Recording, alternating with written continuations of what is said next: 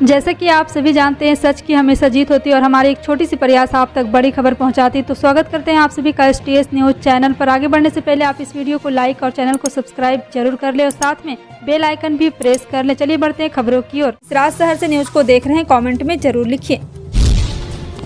देश के 15 राज्यों की 57 राज्यसभा सीटों के लिए चुनाव होना है। यूपी, बिहार, तमिलनाडु, छत्तीसगढ़ और पंजाब में शुक्रवार को नाम वापसी के बाद सभी उम्मीदवार निर्विरोध निर्वाचित घोषित हो गए। हालांकि कुल 12 राज्यों में 46 राज्यसभा सीटें ऐसी हैं जहां उम्मीदवारों को निर्विरोध चुना जाना तय है। सभी राज्यसभा सीटों पर 10 जून को सुबह 9 बजे से लेकर शाम 4 बजे तक वोट डाले जाएंगे। इसी दिन काउंटिंग भी होगी। और आपको बता दें कि अब तक किस राज्य में किसको निर्विरोध चुन लिया गया है। बिहार में भी लगातार यहाँ 5 सीट पर सभी उम्मीदवार को निर्विरोध चुन लिया गया है और 11 सीटों पर यूपी में भी निर्विरोध चुना गया और छत्तीसगढ़ में 2 सीटों पर, पंजाब में भी 2 सीटों पर, तमिलनाडु में 6 सीटों का कोटा था। हर सीट पर एक उम्मीदवार मैदान में था, इसलिए सभी को निर्विरोध चुन लिया गया है। राष्ट्रपति रामनाथ कोविंद का पैतृक गांव परौख कई मायनों में खास है। इस गांव ने एक तरफ 2017 में देश को एक दलित राष्ट्रपति देने का काम किया, तो वहीं आज शुक्रवार को प्रधानमंत्री नरेंद्र मोदी के आगमन से फिर सुर्खियों में आ गया। पीएम मोदी के अलावा मुख्यमंत्री योगी आदित्यनाथ भी परौख गांव आए और उन्होंने कहा है कि मौजूदा लोगों को संबोधित भी किया। सीएम योगी ने कहा कि राष्ट्रपति का गांव परौख अब पूरी तरह डिजिटल बन चुका है। यहां पर इंटर कॉलेज है, 3 स्कूल है, कृषि मंडी है और स्वयं सहायता समूह भी मौजूद है। जोर देकर कहा गया है कि अब परौख एक आदर्श गाँव बन चुका है। उत्तर प्रदेश के कानपुर में अल्पसंख्यक समुदाय के पुलिस कर्मियों से भिड़ंत हो गई, जिसमें पुलिस पर पथराव किया गया है। इसमें 2 लोग घायल हो गए। यहां हालात तनावपूर्ण बताया जा रहा है। इस झड़प पर काबू पाने के लिए सुरक्षा बलों की 3 कंपनियों को संवेदनशील इलाकों में तैनात किया गया है। इसके अलावा पुलिस ने यहां पर भी कई लोगों को हिरासत में ले लिया है। कानपुर में परेड चौराहे के पास जुमे की नमाज के बाद बाजार बंद करने निकले और अल्पसंख्यक समुदाय के लोगों ने पथराव कर दिया। इसमें 2 लोग घायल हो गए। पुलिस ने इन लोगों को रोकने का प्रयास किया, लेकिन उन्होंने पुलिसकर्मियों पर भी पथराव कर दिया, जिसके बाद यहां हालात तनावपूर्ण हो गया है। सिद्धू मूसेवाला मर्डर केस की जांच सीबीआई को सौंपने के लिए सुप्रीम कोर्ट में याचिका दाखिल हुई। यह याचिका बीजेपी नेता जातिगत जनगीत सिंह मिल्खा ने दाखिल की है। याचिका में कहा गया है कि पंजाब सरकार ने बिना कोई उचित कारण बताए 424 लोगों की सुरक्षा वापस ली, अब उसे वापस बहाल कर दिया है। इस बीच में यह हत्याकांड हो गया। इसमें कनाडा के क्राइम सिंडिकेट का भी नाम सामने आ रहा है। इन परिस्थितियों के मद्देनजर जाँच में सीबीआई को सौंपी जानी है। बीजेपी के टिकट पर सरदूलगढ़ सीट से पिछला विधानसभा चुनाव लड़ चुके जगजीत सिंह की याचिका में यह भी कहा गया है कि पिछले कुछ समय में पंजाब में असुरक्षा का माहौल बढ़ा है। ऐसे हालात में सुप्रीम कोर्ट को मामले में दखल देना चाहिए।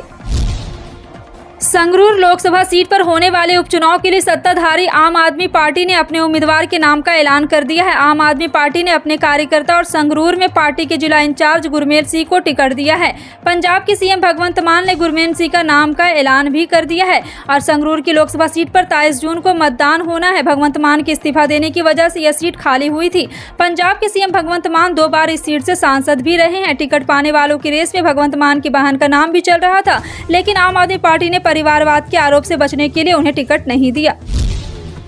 सब्जियों के दाम पिछले 1 साल में जिस तेजी से बढ़े हैं, लोगों की खरीदारी भी उसी रफ्तार से कम होती दिखाई दे रही। महंगी सब्जियों की वजह से लोग कम खरीद कर रहे हैं। सरकारी आंकड़ों पर नजर डालें तो अधिकतर सब्जियों की कीमत पिछले साल से दोगुना हो गई है। अगर सिर्फ टमाटर की बात करें तो दिल्ली में अभी 39 रुपये प्रति किलो के भाव से बिक रहा है, जबकि 1 साल पहले इसकी कीमत 15 रुपये थी। जी हाँ, एक बार फिर से आपको बता दें कि देश की राजधानी दिल्ली को छोड़ दे तो अन्य शहरों में टमाटर कई गुना महंगा हो चुका है। मुंबई में इसकी कीमत 77 रुपये प्रति किलो है। ओडिशा में ब्रजराजनगर विधानसभा सीट के लिए हुए उपचुनाव में बीजेपी तीसरे नंबर पर रही है। बीजू जनता दल उम्मीदवार यानी कि बीजेडी उम्मीदवार अलका मोहंती ने कांग्रेस उम्मीदवार को 66,000 अधिक वोटों से पटकनी देते हुए जीत हासिल की है। उपचुनाव में प्रचार के लिए बीजेपी ने केंद्रीय मंत्री धर्मेंद्र प्रधान को मैदान में उतारा था, लेकिन वो भी काम नहीं आया। स्थिति ऐसी हो गई कि बीजेपी तीसरे स्थान पर रही। दिसंबर 2021 से बीजद विधायक किशोर मोहंती का निधन हो जाने के बाद इस सीट पर उपचुनाव हुए। बीजद ने स्व किशोर मोहंती की पत्नी अलका मोहंती को मैदान में उतारा था। चुनाव में विपक्षी पार्टियों को पटकने देते हुए मोहंती ने 93,790 वोटों से जीत हासिल की है।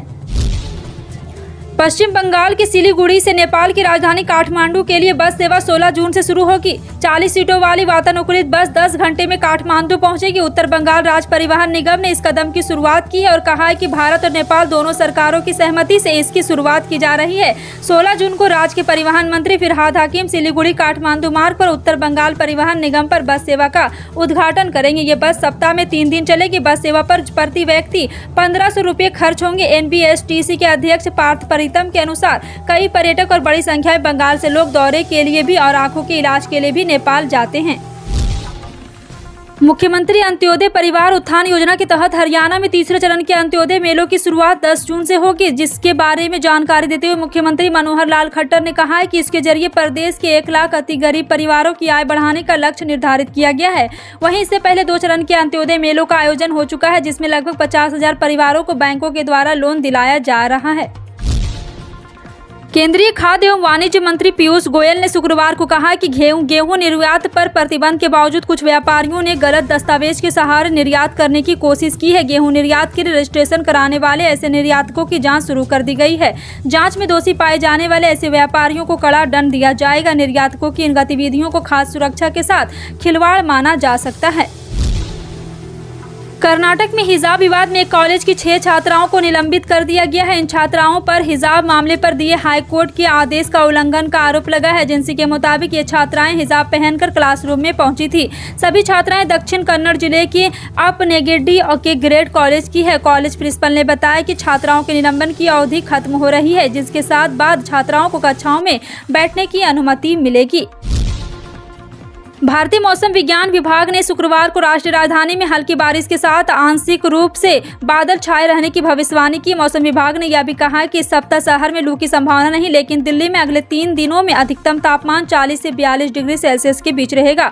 मानसून पश्चिमी हवाओं के प्रभाव के चलते तटीय और दक्षिणी कर्नाटक, केरल, माहे और लक्षद्वीप में और अगले 5 दिनों में भीषण बारिश का अलर्ट है। मौसम विभाग ने अगले 5 दिनों के दौरान आंध्र प्रदेश, तेलंगाना, तमिलनाडु, पुदुचेरी और कराईकल में छिटपुट बारिश की भी भविष्यवाणी की है।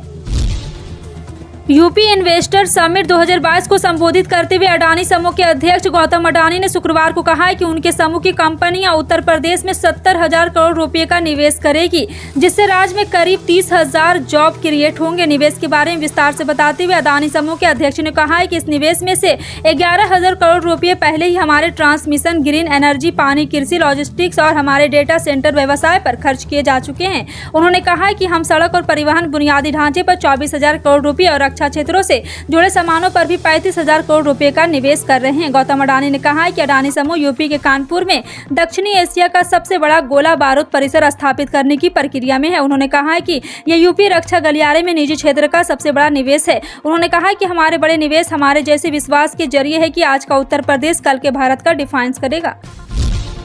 दिल्ली के स्वास्थ्य मंत्री सत्येंद्र जैन की हिरासत के मामले में प्रवर्तन निदेशालय की याचिका पर दिल्ली हाई कोर्ट ने फैसला सुरक्षित रखा है। निचली अदालत की पूछताछ के दौरान जैन के वकील की मौजूदगी शर्त को चुनौती पर फैसला सुरक्षित रखा गया है। कोर्ट ने दोनों पक्षों की दलीलें सुनने के बाद फैसला सुरक्षित रखा है। सुनवाई के दौरान ईडी के वकील ने दिल्ली हाई कोर्ट को बताया कि दिल्ली के मंत्री सत्येंद्र जैन से हवाला के जरिए धन शोधन के मामले में पूछताछ के दौरान वकील के साथ रहने की कोई तुक नहीं है। वे इस केस में गिरफ्तार है, लेकिन राजू ने तर्क दिया है कि हालांकि जैन को गिरफ्तार कर लिया गया है। हर नौकरी पेशा या छोटे बिजनेस वाले आदमी रिटायरमेंट की प्लानिंग लेकर चलते हैं। लोग बुढ़ापे के खर्चे को लेकर चिंतित रहते हैं, लिहाजा पेंशन प्लानिंग जरूर बनाते हैं। ऐसे में आपके लिए अटल पेंशन योजना एक बेहतर विकल्प साबित हो सकता है। कम निवेश में पेंशन की गारंटी के लिए योजना काफी अच्छी मानी जाती है। वैसे भी केंद्र सरकार की सोशल सिक्योरिटी स्कीम अटल पेंशन योजना बेहद कम समय में ही बहुत लोकप्रिय हो गई है। अटल पेंशन योजना की शुरुआत साल 2015 में की गई थी। इस योजना में अगर आप हर महीने कुछ पैसे जमा करते हैं तो 60 साल के बाद आपको हर महीने पेंशन मिलेगी। इसका मतलब यह है कि अगर 60 के बाद भी आप ठाठ से रहना है तो इस सरकारी स्कीम का फायदा ले सकते हैं।